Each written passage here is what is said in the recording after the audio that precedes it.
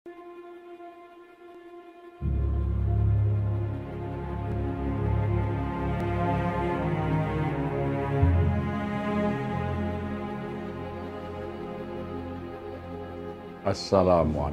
warahmatullahi wabarakatuh. Alhamdulillahi rabbil alamin, wabihi nasta'inu ala umurid dunya waddin. Ashhadu an la ilaha illallah, iyyahu na'budu wa iyyahu nasta'in. Wa ashhadu anna Muhammadan abduhu wa rasuluh alladzi mab'utsu rahmatan lil alamin. Allahumma salli wa sallim wa barik ala sayyidina Muhammadin wa ala alihi wa sahbihi ajma'in, amma ba'd. Pemirsa MCTV yang dimuliakan Allah, alhamdulillah beberapa saat lagi kita akan memasuki bulan suci Ramadan, satu-satunya bulan yang dicantumkan namanya di dalam Al-Quran. Satu bulan yang mendapat kedudukan tersendiri di sisi Allah dan di tengah orang-orang yang beriman. Rasulullah Sallallahu Alaihi Wasallam pernah bersabda, "Man faraha bidukhuli Ramadan, haramallahu jasadahu ala niran." Barang siapa yang merasa berbahagia, bergembira, antusias dengan datangnya Ramadan, diharamkan jasadnya dari disentuh api neraka. Oleh karena itu, sebelum Ramadan, marilah kita siapkan hati, jiwa, mental kita untuk tetap berbahagia, bergembira, antusias menghadapi Ramadan sekalipun kita tengah berada di dalam musibah COVID-19. Kegembiraan itu tidak boleh hilang. Karena kegembiraan ini adalah refleksi keimanan yang ada di dalam relung hati. Maka siapa yang beriman, antusias, gembira, bahagia menyambut datangnya bulan yang istimewa, bulan Ramadan. Dan sudah menjadi tradisi di Masjid Jogokarian ini kita mengadakan pengajian song-song Ramadan. Bukan sekedar tradisi, tetapi ini dalam rangka mengikuti dan menghidupkan sunnah Rasulullah Sallallahu Alaihi Wasallam. Karena menurut riwayat sahabat Anas ibni Malik radhiyallahu an, Rasulullah melakukan itu. Sebagaimana di dalam hadis disebutkan oleh Anas ibni Malik radhiyallahu an, khatabana Rasulullah sallallahu alaihi wasallam fi akhir Sya'ban. Sungguh telah berkhutbah atas kami Rasulullah sallallahu alaihi wasallam di akhir bulan Sya'ban. Qal, di dalam khutbahnya itu Nabi bersabda, ayuhan nas qad adzallaikum syahrun azimun, syahrun mubarakun, syahrun fihi lailatun khairum min alfi syahrin. Wahai manusia, sungguh akan segera menaungimu bulan yang penuh keagungan, bulan yang penuh keberkahan, bulan yang di dalamnya ada satu malam yang lebih utama dari 1000 bulan. Man taqarraba bi khaslatin minal khairi kaman ada faridatan fi masiwa. Wa man ada faridatan fihi kaman ada sab'ina faridatan fi masiwa. Wa huwa syahrus sabr was sabru thawabuhul jannah. Barang siapa yang di bulan itu mendekatkan diri kepada Tuhannya dengan mengerjakan amalan-amalan yang sunat, dia mendapat pahala. Sebagaimana kalau dia melaksanakan amalan yang wajib di bulan-bulan yang lainnya. Dan barang siapa mendekatkan diri kepada Tuhannya di bulan itu dengan mengerjakan amalan yang wajib, maka dia mendapat sab'ina faridatan fima siwah, 70 kali kelipatan pahalanya dibanding dia mengerjakan kewajibannya itu di bulan-bulan yang lain. Itulah bulan kesabaran. Dan kesabaran itu adalah kunci pembuka surga. Man fatarasa iman kana lahu maghfiratan lidzunubihi wa raqabatin minan nar. Barang siapa yang mau memberi buka puasa kepada orang yang berpuasa di dalam bulan itu, lahu maghfiratan lidzunubihim wa raqabatin minan nar. Baginya penghapusan dari dosa-dosanya yang telah lalu dan dibebaskannya, dimerdekakannya dia dari ancaman api neraka. Nah, ketika Rasulullah sedang menyampaikan kalimat itu, seorang sahabat yang miskin berdiri, "Ya Rasulullah, sungguh beruntung orang yang kaya, dengan hartanya dia bisa mendapatkan kebaikan yang sangat besar ini, memberi buka puasa kepada siapa yang berpuasa di bulan itu. Kami ini orang miskin, bagaimana mendapat kebaikannya?" Maka Rasulullah mengatakan, "Berilah buka puasa, sekalipun kamu hanya bisa memberikan syurbatin ma'in, seteguk air putih, atau madaqatin labnin, atau kamu hanya bisa memberikan sehirupan susu, atau tamratin, atau kamu memberi sebutir kurma. Berilah buka puasa kepada mereka yang berpuasa itu. Kamu akan mendapat kebaikannya. Dan kamu akan mendapat pahala orang yang berpuasa itu tanpa mengurangi pahala mereka." Itulah keutamaan bulan Ramadan. Dan Rasulullah menyatakan, "Ja'alanallahu siyamahu faridatan wa qiyamahu tatawu'an." Dia telah menjadikan puasa di siang hari sebagai kewajiban bagimu dan menegakkan sholat malam di malam harinya sebagai keutamaan. Jadi di siang hari kita diwajibkan berpuasa, di malam harinya kita disunahkan sebagai ibadah tambahan bagi kita adalah qiyamur Ramadan, menegakkan sholat lail, sholat malam, atau sholat tahajud di malam-malam Ramadan. Karena sholat itu dikerjakan dengan tidak tergesa-gesa, santai, ya, maka muncullah istilah tarawih. Artinya sholat yang dilakukan dengan santai, tidak terburu-buru. Juga tarawih itu bermakna meruput, diawalkan. Karena biasanya kita qiyamul lail di luar bulan Ramadan itu dikerjakan di tengah malam atau di akhir malam.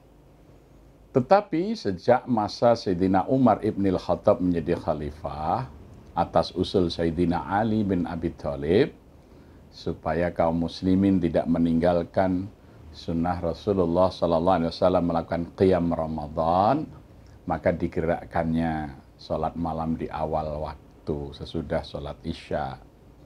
Maka sholat malam yang meruput ini juga disebut sebagai tarawih, artinya sholat yang disegerakan, diawalkan di awal malam sebelum kita tidur malam. Maka muncullah kemudian istilah tarawih bagi para ahli fikih. Sekalipun tidak ada satu kalimat pun di dalam hadis yang menyebutkan tentang tarawih.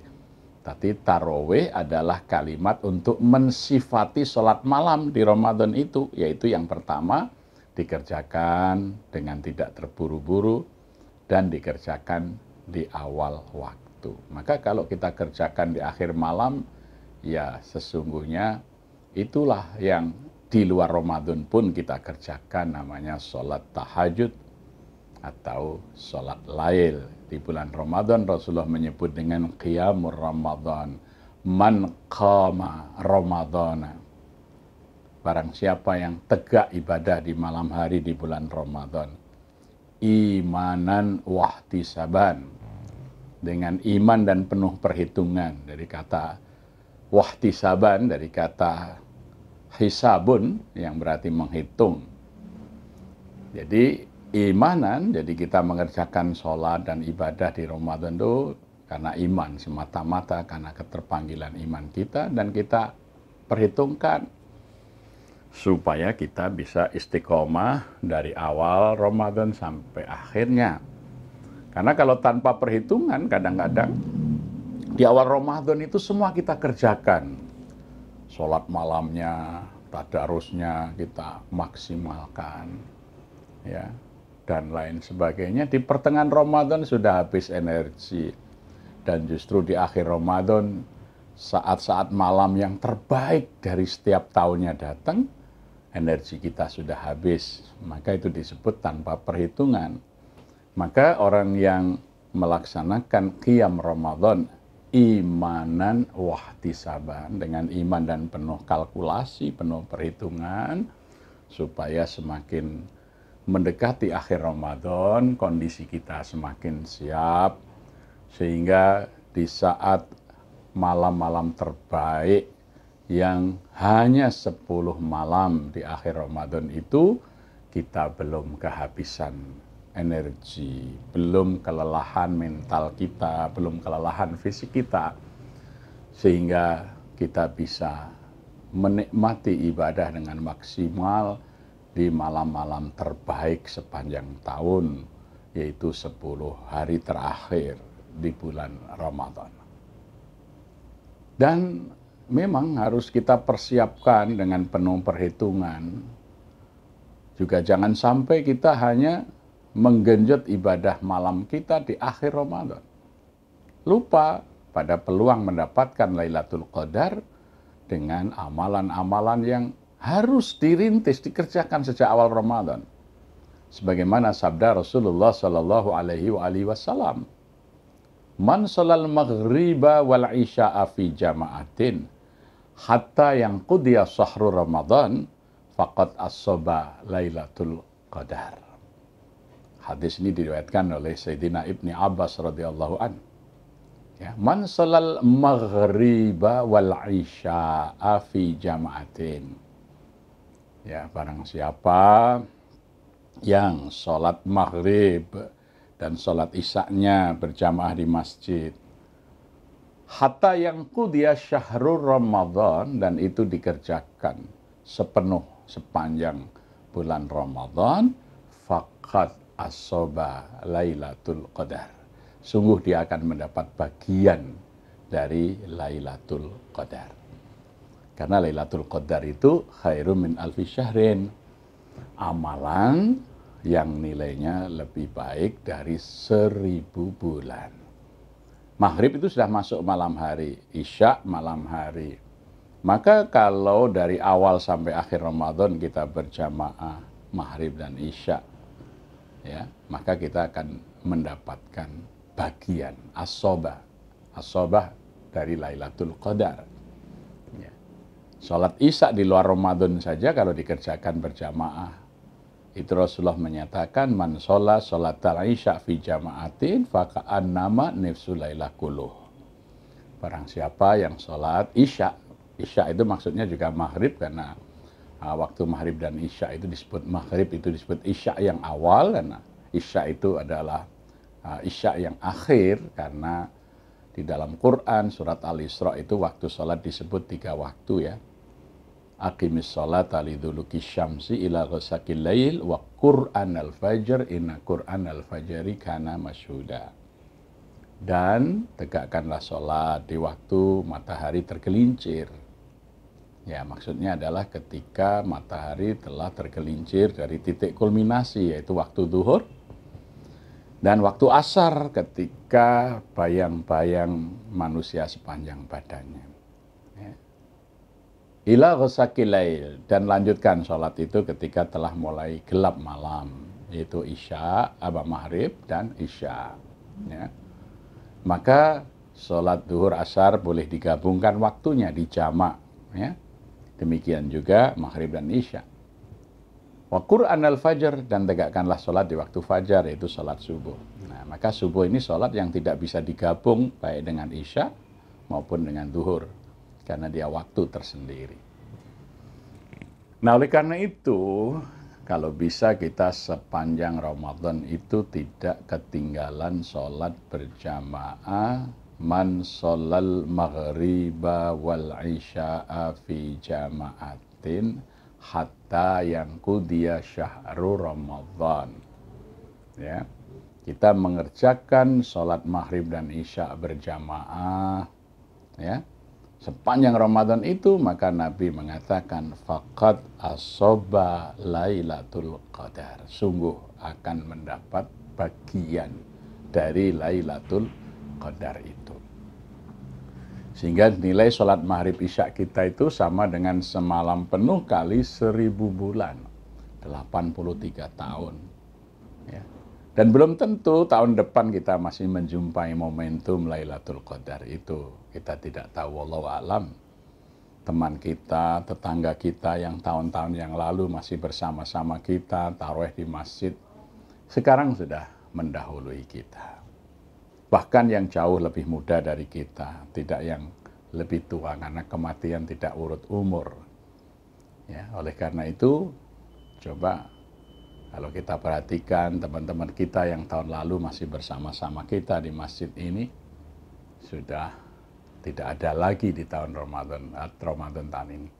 Maka mari kita manfaatkan sekiranya Allah memberi umur Ramadan ini, kita raih Lailatul Qadar. Salah satu amalan yang mesti kita kerjakan adalah salat maghrib dan isya selalu kita kerjakan dengan berjamaah agar kita mendapat bagian dari Lailatul Qadar.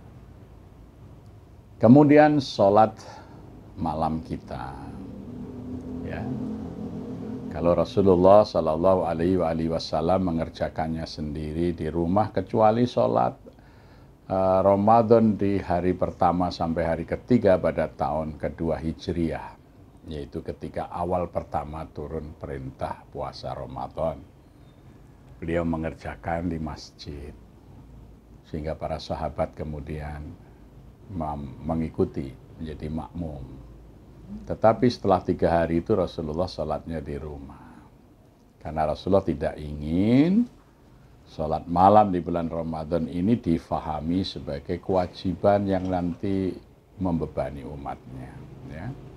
Jadi seutama apapun sholat malam di rumah bulan Ramadan itu hukumnya tetap sunat muakkadah, sunat yang sangat dianjurkan. Ya. Oleh karena itu kalau kita bisa mengerjakannya dalam rangka juga mendapatkan fihi lailatun khairum min alfi syahr, ya, kita coba laksanakan. Kemudian bersedekah, karena pahala sedekah di bulan Ramadan ini sungguh berlipat ganda, apalagi dalam situasi ekonomi yang berat. Ini sedekah lebih utama lagi. Karena pernah seorang sahabat bertanya kepada Rasulullah Shallallahu Alaihi Wasallam, ya Rasulullah, ayu sedekahil a'zam. Wahai Rasulullah, seperti apa sedekah yang agung, sedekah yang paling utama itu? Rasulullah mengatakan, sedekah yang paling baik, yang paling utama. Sedekah ketika kamu masih sehat. Yang kedua, sedekah ketika kamu masih miskin. Sedekah ketika kamu masih ingin menumpuk kekayaan, dan sedekah ketika kamu masih berat mengeluarkannya. Itu sedekah yang terbaik. Itulah sedekah yang agung. Bukan sedekah seseorang yang telah terkapar sakit, hartanya yang bertumpuk-tumpuk kemudian dia pesankan, ya, yang sebagian ini untuk si fulan, sebagian itu untuk anu dan lain sebagainya. Sedekah dalam keadaan seperti itu sedekah yang biasa. Tetapi sedekah yang terbaik adalah sedekah ketika kita sehat, kita miskin, kita masih ingin kaya, kita masih berat mengeluarkannya, tetapi kita mampu bersedekah. Itu sedekatil a'dzam. Apalagi masyarakat tengah membutuhkannya. Maka salah satu dari hasil orang melaksanakan ibadah puasa adalah la'alakum tattaqun, meraih, ya, kalian bisa meraih takwa. Ciri paling utama dari takwa adalah alladzina yunfiquna fis sarra'i wadh-dharra. Orang yang bertakwa itu ciri utamanya adalah yunfiqun, menafkahkan hartanya, fis sarra'i wadh-dharra, dalam keadaan dia lapang atau dalam keadaan sempit. Ya, tapi tradisi jiwa orang-orang bertakwa, orang muttaqin adalah berinfak dalam lapang maupun dalam sempit. Alladzina yunfiquna fis sarra'i wadh-dharra. Dan sedekah ini adalah satu-satunya amal yang disesali oleh manusia nanti. Ketika dia berhadapan dengan malakul maut, ketika berhadapan dengan pencabut nyawa. Dikisahkan dalam surat Al-Munafikun, ya ayyuhalladzina amanu la tulhikum amwalukum wala auladukum an dzikrillah wa may yaf'al dzalika faulaika humul khasirun wa anfiqu mimma razaqnakum min qabli ayatiya ahadakumul maut fayaqula rabbi laula akhartani ila ajalin qarib fa asaddaqa wa akum minas salihin. La yuakhirallahu nafsan idza jaa ajaluha wallahu khabirum bima ta'malun. Hai orang-orang yang beriman, jangan sampai harta-hartamu dan anak-anakmu membuat kamu lalai dari Allah, dari mengingat Allah. Wa anfiqu mimma razaqnakum min qabli ayatiya ahadakumul maut. Dan infakkanlah dari apa yang telah kami rizkikan kepadamu sebelum datang kepada salah seorang dari kamu kematian. Fayaqula, kemudian dia baru berkata, Rabbi laula akhartani ila ajalin qarib fa asaddaqa wa akum minas salihin. Ya Tuhanku, tundalah kematianku itu sebentar saja. Fa'asodakoh, aku ingin sodakoh dulu. Wa aku minas solihin, dan aku ingin menjadi orang yang soleh. Jadi ketika malaikat mau datang menghampiri seorang hamba, hamba itu akan minta izin, ditunda ajalnya. Hanya untuk apa? Bersodakoh.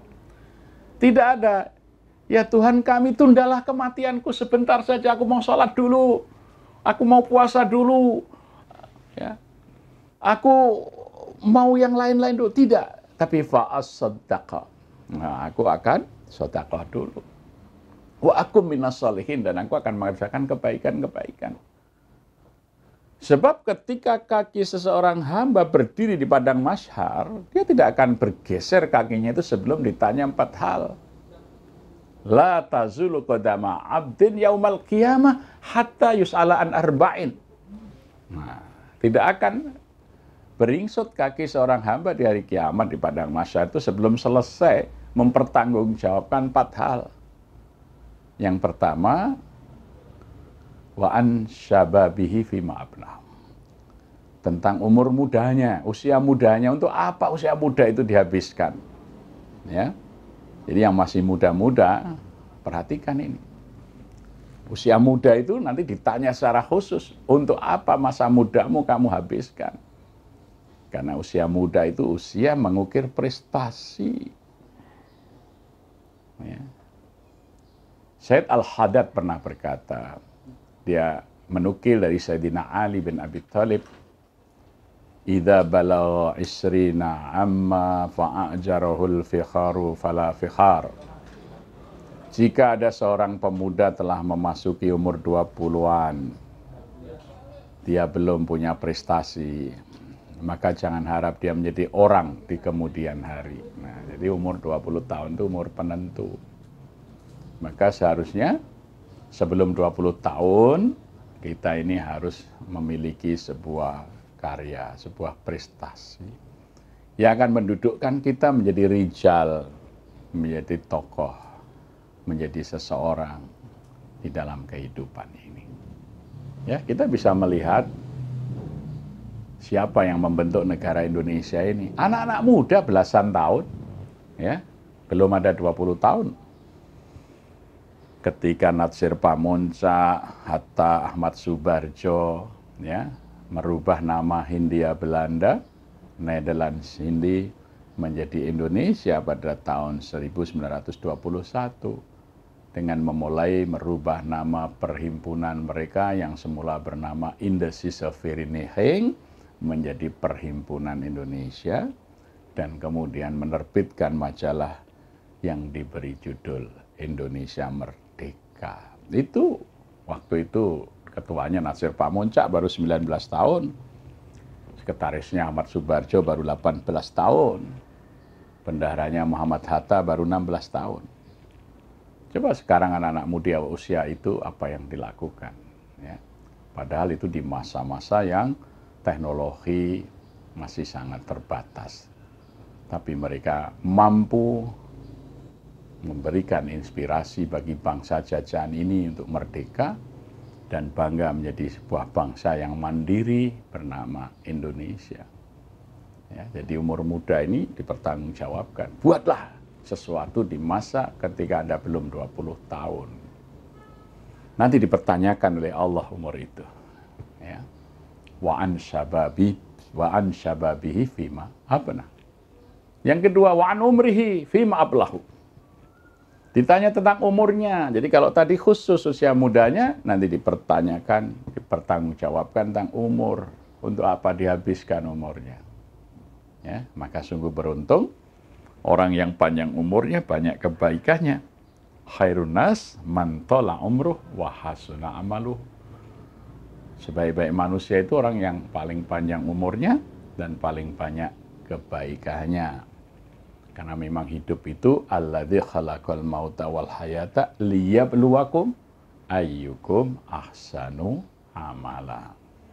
Jadi Allah menjadikan kematian dan kehidupan agar kamu ya diuji siapa yang paling banyak mengumpulkan kebaikan.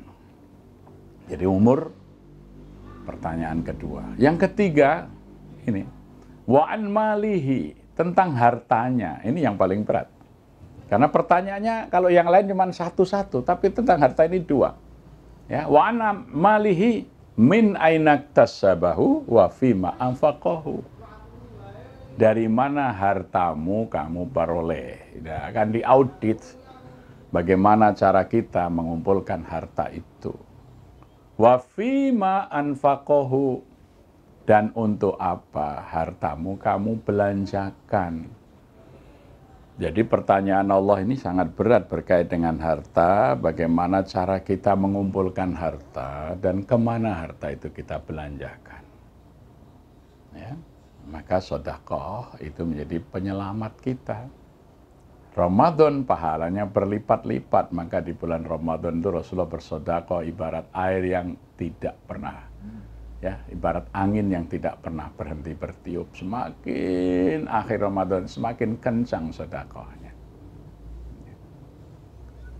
Kemudian pertanyaan yang keempat itu adalah wa an ilmihi ma amila bih. Ditanya tentang ilmu. Yang mendapat ilmu sudah dimanfaatkan untuk apa? Jadi jangan sampai ilmu kita itu sia-sia, ya. Kalau ilmu tanpa amal itu kasajar bila thamar, ibarat pohon tanpa buah. Nah, kalau pohon tanpa buah, ya yang dimanfaatkan batangnya akan menjadi kayu bakar, ya. Maka kalau pohon tidak berbuah itu artinya orang yang berilmu tanpa amal, ya, maka nanti akan jadi kayu bakar api neraka itu. Naudzubillahi min dzalik. Jadi kegiatan di bulan Ramadan, amalia di bulan Ramadan ini bersedekah. Nah, Di luar itu masih ada amalan, tetapi sekarang sangat sulit dikerjakan, yaitu umroh di bulan Ramadan. Dan Ramadan adalah syahrul Quran. Ya, syahrul Ramadan alladzi unzila fihil Quran hudan linnasi wa bayyinatin minal huda wal furqan. Faman syahida minkumus syahra falyasum. Nah, bulan Ramadan itu dipilih oleh Allah sebagai bulan di mana Allah menurunkan Al-Quran sebagai petunjuk bagi manusia. Maka di bulan Ramadan ini disunahkan kita memperbanyak tadarus. Ya.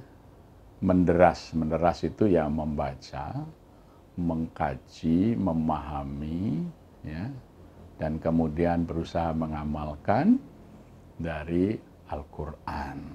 Ya. Jadi bulan Ramadan adalah bulan Al-Quran, Syahrul Quran.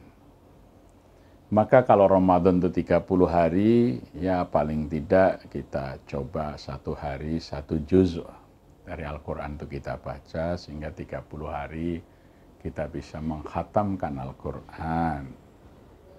Ya itu, kalau para sahabat dulu membagi Al-Quran itu dalam satu manzil itu 1/7 Al-Quran. Biasanya para sahabat itu 1 hari 1 manzil, 1/7 Al-Quran, sehingga seminggu sekali mereka khatam Al-Quran. Ya, tetapi nampaknya waktu kita sekarang ini lebih asik berjus-jus kita membaca media sosial, ya. Tetapi sangat sedikit juz Al-Quran yang kita baca. Hatta bahkan mungkin sehari pun serukuk saja tidak kita baca. Sementara berjam-jam waktu kita menggenggam ya HP dan selalu membaca ya berita-berita di media sosial, tetapi sangat sedikit kita berinteraksi dengan sumber kemuliaan, yaitu Al-Quran. Al-Quran itu disebut az-zikr, sumber kemuliaan. Maka bagian-bagian dari Al-Quran itu disebut ayat, itu bagian yang paling kecil. Artinya apa? Semakin banyak yang kita baca dari ayat-ayatnya itu, semakin kuat keimanan kita, karena bukti kekuasaan Allah kita fahami. Maka orang yang mukmin itu idza tuliyat alaihim ayatuhu zadathum imana. Jadi apabila dibacakan kepada mereka ayat-ayatnya, maka zadathum imana. Bertambah iman mereka. Ya. Nah, kemudian kumpulan-kumpulan ayat itu disebut surah atau surat. Itu artinya tingkat.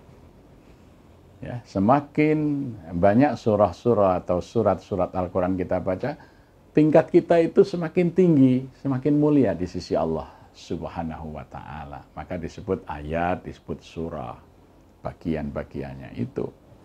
Agar kita selalu membaca ayat-ayatnya supaya zadathum imana, bertambah iman kita, dan membaca surat-surat dalam Quran supaya lebih mulia kedudukan kita ini, semakin tinggi kedudukan kita di sisi Allah. Terutama di bulan di mana Al-Quran diturunkan, maka ini disebut Syahrul Quran, bulan Al-Quran, bulan kaum muslimin memperbanyak interaksi dengan Al-Quran, terlebih-lebih ketika kita berada di rumah, diberi kesempatan oleh Allah tidak ke kantor, ya, karena sedang diminta bekerja di rumah, ya, beribadah di rumah karena mengurangi kumpul di masjid. Ya mestinya di rumah lebih banyak baca Al-Quran. Ya. Oleh karenanya Ramadan tahun ini tentu harus lebih banyak waktu kita berinteraksi dengan Al-Quran. Sehingga di akhir Ramadan wajah, pikiran, mental hati kita ini tercerahkan. Karena kita telah membaca rumus kehidupan, yaitu yang ada di dalam Quran itu. Ya. Ini. Kalau orang Jawa melihat bagaimana Bathara Kresna mengarahkan perang pada para Pandawa di Tegal Kurusetra itu sehingga meraih kemenangan, karena dia sudah pegang kitab soro, memegang kitab ya yang memberikan petunjuk apa yang harus dilakukan, bagaimana meraih kemenangan. Maka Pandawa karena mengikuti tuntunan dalam kitabnya itu dia meraih kemenangan. Nah, sebetulnya kaum muslimin diberikan hudan, petunjuk. Diberikan syifa, diberikan obat. Dalam Quran itu syifa'ul lima fis sudur. Al-Quran itu syifa'ul lima fis sudur, obat penyakit-penyakit yang ada dalam dada, ya, yang sekarang sedang menyerang manusia secara fisik. COVID-19 ini menyerang dada sehingga sesak orang bernafas, gagal nafas sehingga meninggal, ya. Al-Quran itu obat penyakit yang ada dalam dada. Tapi juga isi dada yang berupa hati itu sekarang itu otak manusia ini lemah mental karena diserang oleh pemberitaan mengenai COVID-19 sehingga menjadi orang yang serba cemas, serba takut, batuk sedikit sudah khawatir, pilek sedikit sudah khawatir, demam sedikit sudah khawatir, ya. Pagi tadi saya dengar berita, ya, Pangeran Inggris sekarang sedang menggerakkan, ya, rehabilitasi mental bagi masyarakat Inggris karena orang yang sakit jiwa karena COVID ini lebih besar daripada yang terjangkiti penyakit COVID itu sendiri. Jadi ini saya kira di Indonesia juga begitu karena seringnya pegang HP, mencari informasi tentang COVID, dia lebih sakit daripada orang yang kena COVID itu sendiri. Otaknya ini menjadi sakit, dadanya menjadi sempit. Ya, itulah yang kadang-kadang merasa lebih pinter daripada ahli COVID itu sendiri, ya, sehingga ada jenazah mau dikubur ditolak, ya, orang pulang dari daerah dimusuhi. Nah, itu karena sudah tidak waras karena otaknya sudah terjangkiti sesak dada. Nah, Al-Quran itu syifa'ul lima fis sudur, akan menyembuhkan penyakit yang ada dalam dada ini.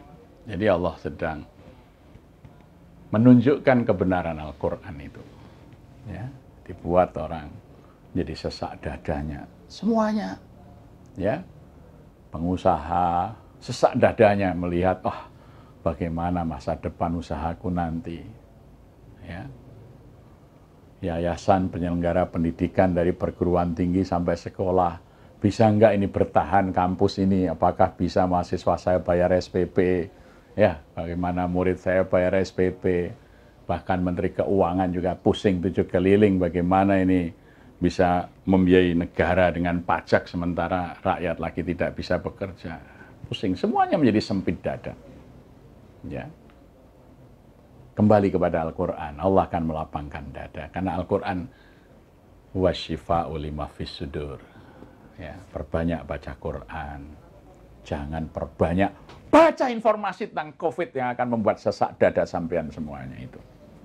Ya, Anda akan mengalami sakit jiwa sebagaimana dialami oleh banyak orang-orang di Inggris.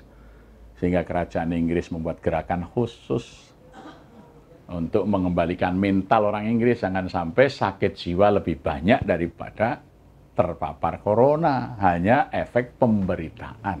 Ya, ini sekarang dilakukan oleh beberapa pemerintahan. Ya.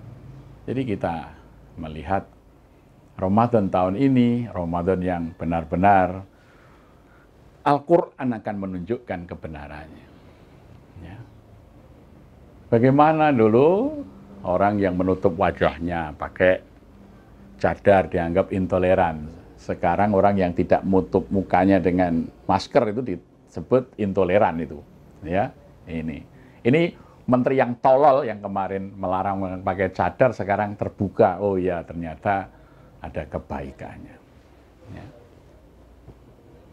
Kemarin orang yang berpendapat soft itu harus rapi, kadang-kadang kakinya mengejar sebelah sholat. Ya, jamaah sholatnya sekarang harus direnggangkan. Oh ya, ternyata ya. Dulu berpendapat bahwa habis sholat salaman-salaman, sekarang nggak boleh salaman dulu. Jadi semua sekarang oleh Allah sedang dibuka, ya, kebenaran itu. Sehingga pikiran-pikiran sempit yang bersumber dari pikirannya sendiri tidak kepada Al-Quran ini akan dibukakan pemahamannya oleh Allah Subhanahu wa Ta'ala melalui ujian ini. Oleh karena ini harus membuat kita sadar, harus lebih dekat kepada Allah, lebih banyak membaca petunjuk-petunjuk dari Allah di dalam menjalani kehidupan. Sehingga wala khaufun alaihim walahum yahzanun. Jadi kita ini tidak akan kena penyakit khauf, ya, terlalu khawatir, terlalu takut. Tetapi justru kita akan bisa melihat peluang-peluang yang sedang dibuka oleh Allah Subhanahu wa Ta'ala. Allah sedang merekonstruksi kehidupan baru umat manusia ini. Sehingga Ramadan tahun ini kalau kaum muslimin bisa kembali kepada Al-Quran, mengikutinya, pasti kebangkitan dunia Islam akan segera dapat terwujud dengan campur tangan Allah. Ya. Karena ini memang sudah siklusnya. Watilkal ayamu nudawiluha bainanas, dan masa kegemilangan bagi manusia akan kami pergilirkan. Ya, inilah giliran kaum muslimin. Kalau tahun-tahun yang lalu umat Islam disesakkan ya dengan isu-isu terorisme, seakan-akan Islam ini menjadi musuh utama, semua yang bernuansa Islam dimusuhi, dianggap intoleransi. Hari ini orang-orang di dunia barat yang semula musuh Islam, sekarang mereka sangat senang mendengar suara adzan, doa-doa, ya. Islam berkembang dengan sangat pesat karena Islam menjadi jalan melapangkan hati dan dada mereka menghadapi ancaman. Ini baru ancaman, ya, makhluk kecil yang namanya virus corona. Ya. Allah telah pernah menurunkan ababil yang bisa menghancur leburkan tentara bergajah. Jadi oleh karenanya Ramadan adalah bulan Al-Quran. Perbanyak membaca Al-Quran. Jadi kalau saya boleh simpulkan, bulan Ramadan ini marilah kita berpuasa dengan iman dan penuh perhitungan, mengharap ridho Allah sehingga terbebas kita dari dosa-dosa yang lalu dan kita akan meraih ketakwaan. Malam hari kita tegakkan sholat malam, baik secara sendiri-sendiri maupun berjamaah. Kalau memungkinkan ke masjid sebagai syiar silahkan, yang masjidnya ditutup belum memungkinkan silahkan disyiarkan di rumah. Ya. Kemudian memperbanyak sedekah, ya, terutama tetangga, kiri kanan kita, masyarakat kita sekarang sangat membutuhkan bantuan. Kemudian umroh sedang tidak memungkinkan, maka kita ganti, ya, dengan memperbanyak membaca Al-Quran, ditambah waktunya mendalami, bertadabbur. Kalau tidak bisa dengarkan ceramah di masjid karena tidak ada tarawih di masjid, ya, bagi yang tidak ada tarawih di masjid, mungkin masjid akan berjamaah tarawih melalui online sehingga bisa mendengarkan ceramah-ceramah melalui Zoom, melalui media sosial dan lain sebagainya. Kurangi membaca informasi yang kurang memberikan ketenangan dan ketentraman bagi kehidupan. Dan yang lebih penting bahwa ada satu malam yang hanya terjadi di bulan Ramadan, yaitu Lailatul Qadar. Maka kita perbanyak kebaikan di malam hari. Dimulai dari jamaah sholat maghrib, jamaah sholat isya. Ya, syukur kita memberi buka puasa kepada orang yang sedang berpuasa. Bersedekah. Ya, insya Allah amalan-amalan Ramadan ini bisa menjadi Ramadan terbaik sepanjang hidup kita. Karena suasana seperti ini konon hanya ada 100 tahun sekali. Kita beruntung mengalami, ya, sehingga tidak semua orang mengalami abad seperti ini. Maka ini harus menjadi kesyukuran kita, ya, dengan memanfaatkan momentum Ramadan tahun ini secara optimal dan maksimal. Ya.